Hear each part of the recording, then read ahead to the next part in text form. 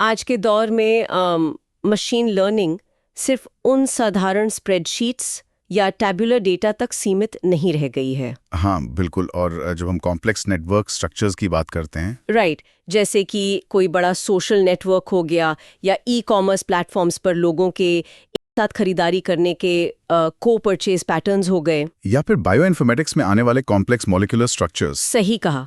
तो वहां पर जो हमारे पुराने या ट्रेडिशनल एल्गोरिदम्स हैं वो अक्सर स्ट्रगल करते हुए नजर आते हैं। उनकी एक लिमिट होती है। तो आज की हमारी इस डीप डाइव चर्चा का मेन फोकस यही है कि modern machine learning models in complex non Euclidean data structures को आखिर डिकोड कैसे करते हैं। एग्जैक्टली। और इसके लिए हम ग्राफ एम्बेडिंग्स और ग्राफ न्यूरल नेटवर्क्स यानी GNNS की टेक्निकल वर्किंग का एनालिसिस करने जा रहे हैं, जो कि मतलब आज के टाइम में इस सबसे कटिंग एज AI फील्ड है। बिल्कुल। और मैं अपने सुनने वाले को बता दूं कि आज की इस चर्चा का सोर्स है केटा ब्रॉडवाटर और नमीत स्टिलमन की लिखी हुई किताब graph neural networks in action, उसका चैप्टर 2।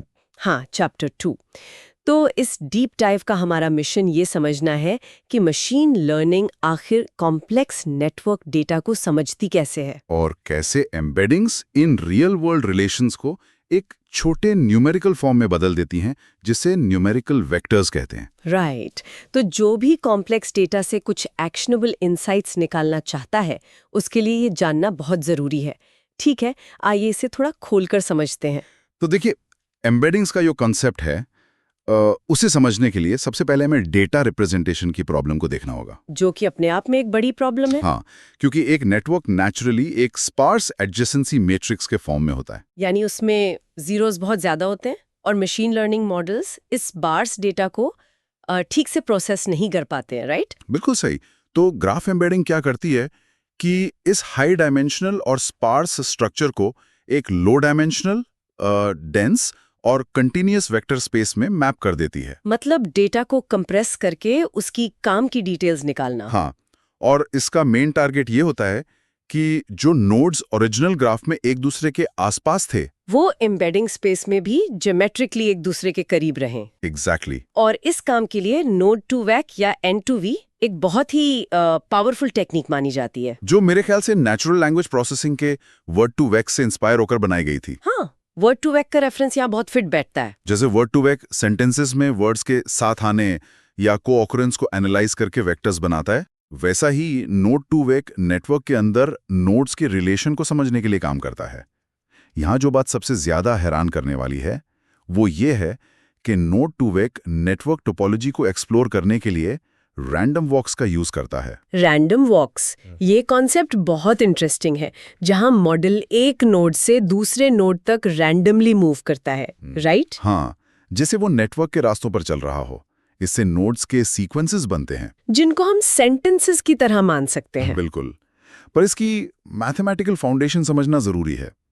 जब नोड टू वेक रैंडम वॉक्स चलाता है तो वो टोटली ब्लाइंड होकर नहीं चलता। राइट, वो एक स्पेसिफिक प्रोबेबिलिटी डिस्ट्रीब्यूशन को फॉलो करता है। हाँ, यहाँ ग्राफ में प्रॉक्सिमिटी या नजदीकी का मतलब कोई फिजिकल डिस्टेंस नहीं होता, बल्कि एक नोड से दूसरे नोड तक पहुंचने की प्रोबेबिलिटी होती है। मैं इसको एक एग्जाम्पल से समझाती हूँ। हाँ जरूर। अगर नेटवर्क में किसी एक नोड से दूसरे नोड तक पहुंचने के लिए 3 अलग-अलग रास्ते या एजेस अवेलेबल हैं, तो रैंडम वॉक में उस रास्ते को चुनने की प्रोबेबिलिटी कैलकुलेट होगी। राइट। अगर नोड A से B तक जाने के 3 इक्वल चांसेस वाले रास्ते हैं तो B तक पहुंचने की प्रोबेबिलिटी ऑटोमेटिकली 33% या 33% हो जाएगी। सही कैलकुलेशन है। तो नोड टू वेक इन्हीं प्रोबेबिलिटीज को सिमुलेट करके हजारों रैंडम वॉक चलाता है। और जो नोड्स इन वॉक्स में बार बार एक साथ आते हैं, मॉडल समझ जाता है कि वो स्ट्रक्चरली कनेक्टेड है और फिर उनके वेक्टर्स को वेक्टर स्पेस में पास पास रख दिया जाता है। ये सच में नेटवर्क की टोपोलॉजी को पकड़ने का बड़ा ब्रिलियंट तरीका है। और सोर्स बुक में इसको समझाने के लिए एक बहुत ही बढ़िया रियल वर्ल्ड एग्जाम्पल दिया गया है। Amazon political books data set वाला। हाँ, वही। ये एक क्लासिक नेटवर्क डेटा सेट है जिसमें 105 बुक्स हैं जो नोड्स का काम करती हैं और उनके बीच 441 एजेस हैं। राइट। और ये एजेस सिर्फ तब बनती है जब कस्टमर्स उन 2 किताबों को Amazon पर अक्सर एक साथ खरीदते हैं, जिसको हम को परचेज बिहेवियर कहते हैं। हाँ, इस डेटा सेट में किताबों को 3 कैटेगरीज में लेबल किया गया है। लेफ्ट लीनिंग यानी उदारवादी, राइट लीनिंग यानी रूढ़िवादी और न्यूट्रल। अब यहाँ इस डिस्कशन को आगे बढ़ाने से पहले एक चीज हमें बिल्कुल क्लियर कर लेनी चाहिए। बिल्कुल, ये बहुत जरूरी है। हम यहाँ जो सोर्स बुक के ऑथर्स हैं वो किसी भी पॉलिटिकल आइडियोलॉजी को सपोर्ट या अपोज नहीं कर रहे हैं, ना लेफ्ट को ना राइट को। हाँ, हमारा और इस बुक का बेसिक मोटिव सिर्फ ये दिखाना है कि मशीन लर्निंग एल्गोरिदम्स बिना किसी बायस के डेटा को कैसे क्लस्टर करते हैं। एग्जैक्टली, ये किसी ह्यूमन बायस पर नहीं बल्कि प्योरली डेटा पॉइंट्स और उनके मैथमेटिकल डिस्ट्रीब्यूशन पर बेस्ड है। बहुत इंपॉर्टेंट क्लैरिफिकेशन है ये। तो इस डेटा सेट में कमादा कवाई एल्गोरिदम का यूज किया गया, जो कि एक force directed graph drawing algorithm है। राइट। और इसका सबसे इंटरेस्टिंग पार्ट ये है कि इस एल्गोरिदम को इन किताबों के टॉपिक्स या उनकी पॉलिटिक्स के बारे में कुछ भी नहीं पता था। Zero background knowledge. उसका इनपुट सिर्फ और सिर्फ लोगों का को परचेज मैट्रिक्स था। तो ये कमादा कवाई एल्गोरिदम पूरे ग्राफ को फिजिक्स के एक स्प्रिंग सिस्टम की तरह मॉडल कर लेता है। हाँ, जैसे हर एज एक स्प्रिंग का काम कर रही हो। इसे हुक्स लॉ की एनर्जी मिनिमाइजेशन कॉन्सेप्ट के थ्रू समझा जा सकता है, जिसमें वो हर नोड पेयर के बीच की आइडियल डिस्टेंस कैलकुलेट करता है, जो उनके बीच के शॉर्टेस्ट पाथ के हिसाब से होती है। अगर 2 बुक्स बार बार एक साथ खरीदी जा रही हैं तो उनके बीच का कनेक्शन स्ट्रांग हो जाता है। और एल्गोरिदम उनके बीच की स्प्रिंग में हाई टेंशन सेट कर देता है। फिर सिस्टम अपनी टोटल एनर्जी को कम करने की कोशिश करता है, जिसके नतीजे में जो स्ट्रांगली कनेक्टेड नोड्स हैं वो ज्योमेट्रिकली एक दूसरे के पास खिंचाते हैं। बिल्कुल स्प्रिंग की तरह। और जब इसे प्रॉपरली विजुलाइज किया गया तो डेटा सच में 3 साफ क्लस्टर्स में डिवाइड हो गया। लेफ्ट लीनिंग किताबें एक ग्रुप में आ गईं, राइट लीनिंग दूसरे में। और जो न्यूट्रल किताबें थीं वो इन दोनों के बीच में एक ब्रिज या पुल की तरह दिखाई दे रही थी। और ये सब सिर्फ को परचेज बिहेवियर से हुआ, कोई मेटा डेटा नहीं। हाँ, यही डेटा टोपोलॉजी की पावर है। पर जब हम नोड 2x से ये एम्बेडिंग्स बनाते हैं तो आउटपुट 64 या 128 डायमेंशंस का होता है, जो कि हम इंसान अपनी आंखों से देख या विजुअलाइज तो कर नहीं सकते। राइट। और वहीं पर UMAP जैसी टेक्निक काम आती है, uniform manifold approximation and projection. UMAP तो ये बेसिकली हाई डायमेंशनल डेटा को 2D या 3D में बदलता है। हाँ, इसका mathematical framework topological data analysis पर बेस्ड है। इसे PCA या TSNA से बेहतर माना जाता है, क्योंकि ये डेटा के लोकल और ग्लोबल दोनों स्ट्रक्चर्स को बचा कर रखता है, राइट? एग्जैक्टली। ये पहले हाई डायमेंशंस में एक फजी स्ट्रक्चर बनाता है और फिर उसको लो डायमेंशंस में मैच करता है, जिससे हमें स्क्रीन पर साफ क्लस्टर्स दिखते हैं, बिना कोई इंपॉर्टेंट ज्योमेट्री खोए। तो इस सब का आखिर मतलब क्या है? अगर नोड 2x इतना ही बढ़िया है तो हमें ग्राफ न्यूरल नेटवर्क्स या GNNs की आखिर जरूरत क्यों पड़ती है? ये बहुत अच्छा सवाल है और इसका जवाब मशीन लर्निंग की 2 अलग अप्रोचेज में छिपा है, ट्रांसडक्टिव और इंडक्टिव लर्निंग। मैं चाहूंगी कि आप इस डिफरेंस को थोड़ा डिटेल में समझाएं। जरूर। देखिए, नोड 2x एक शैलो या ट्रांसडक्टिव मेथड है। इसका सीधा सा मतलब ये है कि ट्रेनिंग के वक्त मॉडल एक लुकअप टेबल बनाता है, एक डिक्शनरी जैसा। हाँ, जो सिर्फ उसी ग्राफ के लिए होता है जिस पर उसने ट्रेनिंग की है। अब फर्ज कीजिए कि डिप्लॉयमेंट के बाद नेटवर्क में एक नया नोड आ जाता है, जिसे अनसीन नोड या आउट ऑफ वोकैबुलरी प्रॉब्लम कहते हैं। राइट।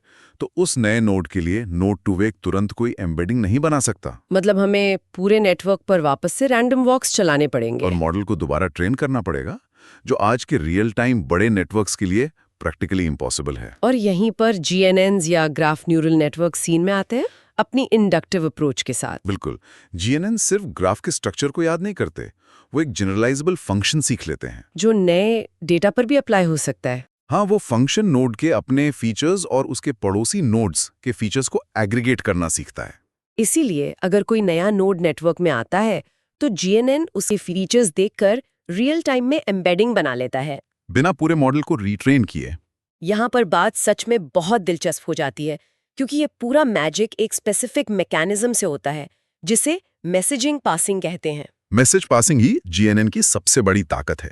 GNN आर्किटेक्चर में हर लेयर एक मैसेज पासिंग स्टेप की तरह होती है, जिसको हम 3 मैथ स्टेप्स में तोड़ सकते हैं: एग्रीगेट, ट्रांसफॉर्म और अपडेट। सही कहा। पहले स्टेप यानी एग्रीगेट में एक टारगेट नोड अपने डायरेक्ट कनेक्टेड पड़ोसियों से उनके फीचर वेक्टर्स कलेक्ट करता है। इन्हें हम मैसेजेस कहते हैं। और सोर्स बुक बताती है कि ये एग्रीगेशन परमिटेशन इनवेरिएंट होना चाहिए। हाँ, जिसका मतलब है कि आप इंफॉर्मेशन किसी भी ऑर्डर में ले रहे हैं उससे फर्क नहीं पड़ना चाहिए, जैसे सम, मीन या मैक्स फंक्शंस। फिर आता है ट्रांसफॉर्म और अपडेट का स्टेज। जो इन्फॉर्मेशन पड़ोसियों से मिली उसे नोड अपनी स्टेट के बारे में जो जानता है उसके साथ कंबाइन करता है, फिर उसे एक लर्नेबल वेट मैट्रिक्स से ट्रांसफॉर्म किया जाता है। और आखिर में एक नॉन लीनियर एक्टिवेशन फंक्शन जैसे रीलू लगाकर नोड की एम्बेडिंग को अपडेट कर देते हैं। एग्जैक्टली इस प्रोसेस को बार बार रिपीट किया जाता है। और एक और चीज, हाँ, मैं वैसे उसी पॉइंट पर आने वाली थी। जब हम GNN में लेयर्स को स्टैक करते हैं तो नेटवर्क का रिसेप्टिव फील्ड बढ़ जाता है, बिल्कुल, जिसे हम ग्राफ थ्योरी में के-हॉप नेबरहुड कहते हैं, जो उस famous concept 6 degrees of separation के जैसा है। सही पकड़ा आपने। एक सिंगल लेयर जीएनएन में हर नोड सिर्फ अपने डायरेक्ट पड़ोसियों को जानता है, यानी वन हॉप। और जब हम दूसरी लेयर जोड़ते हैं तो नोड को उन पड़ोसियों से इन्फो मिलती है जिन्होंने अपने पड़ोसियों का डेटा पहले ही कलेक्ट कर लिया है। तो अब उस नोड के पास 2 हॉप दूर तक की इंफॉर्मेशन आ चुकी है। यानी जितनी ज्यादा लेयर्स उतनी दूर तक की इंफॉर्मेशन एम्बेडिंग में शामिल होगी। राइट। इससे फाइनल एम्बेडिंग वेक्टर में ना सिर्फ नोड की अपनी डिटेल होती है बल्कि पूरे नेटवर्क में उसकी पोजीशन का एक मैथ समरी भी होता है। अब इस सारी थ्योरी को थोड़ा प्रैक्टिकल कॉन्टेक्स्ट में देखते हैं। मशीन लर्निंग में इसका असल टेस्ट सेमी सुपरवाइज्ड लर्निंग में होता है, जो कि डेटा साइंस के रियल प्रॉब्लम्स जैसा ही है। हाँ, और उसी Amazon बुक्स डेटा सेट पर एक बहुत हार्ड टेस्ट रन किया गया। उन्होंने क्या किया कि टोटल डेटा में से 80% किताबों के लेबल्स हाइड कर दिए। सिर्फ 20% किताबों के आइडियोलॉजी लेबल्स मॉडल को बताए गए और उसके साथ ग्राफ टोपोलॉजी दी गई, और मॉडल का टास्क था बची हुई 80% हिडन बुक्स की कैटेगरी का अंदाजा लगाना। अगर हम इसे बड़ी तस्वीर से जोड़कर देखें तो सच में रिजल्ट बहुत रिमार्केबल थे। कितनी एक्यूरेसी मिली थी इस टेस्ट में? सिर्फ उस 20% डेटा को यूज करके जीएनएन और नोड2वेक दोनों ने ऑलमोस्ट 80 से 84% एक्यूरेसी अचीव की। 80 to 84%, वो भी अनसीन लेबल्स पर। हाँ, इसका सीधा मतलब ये है कि मॉडल ने को परचेज पैटर्न्स और आइडियोलॉजी के बीच एक बहुत ही स्ट्रॉन्ग मैथमेटिकल कनेक्शन ढूंढ निकाला था। हालांकि इस छोटे डेटा सेट पर दोनों मॉडल्स का परफॉर्मेंस सेम था, लेकिन जब रियल वर्ल्ड के बड़े नेटवर्क्स की बात आती है तो वहां पर नोड्स में बहुत सारे फीचर्स होते हैं, इसलिए जीएनएन अपनी इंडक्टिव अप्रोच की वजह से हमेशा आगे निकल जाता है। और इस टेक का यूज आजकल सिर्फ किताबों के डेटा तक लिमिट नहीं है।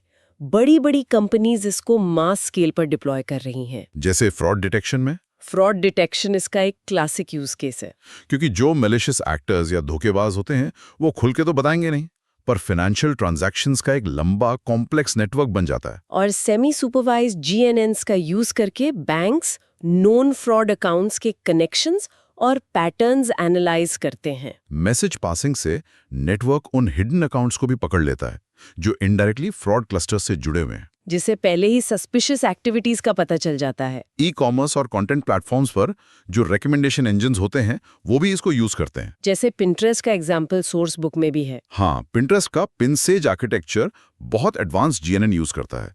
पिंटरेस्ट का डेटा एक बाइपार्टाइट ग्राफ की तरह होता है। बाइपार्टाइट ग्राफ मतलब जहां नोड्स दो बिल्कुल अलग कैटेगरीज में बनते हो। राइट।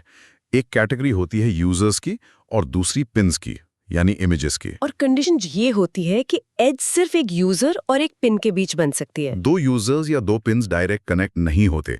इस बाइपार्टाइट स्ट्रक्चर में जीएनएन मैसेज पासिंग से बिलियंस ऑफ नोड्स के रिलेशंस कैलकुलेट करता है। और तभी वो इतनी एक्यूरेटली प्रिडिक्ट कर पाता है कि यूजर को अगला कौन सा पिन पसंद आएगा। उसके अलावा फार्मास्यूटिकल इंडस्ट्री में भी इसका यूज हो रहा है ड्रग डिस्कवरी में। वो एक बहुत ही क्रिटिकल एप्लीकेशन है।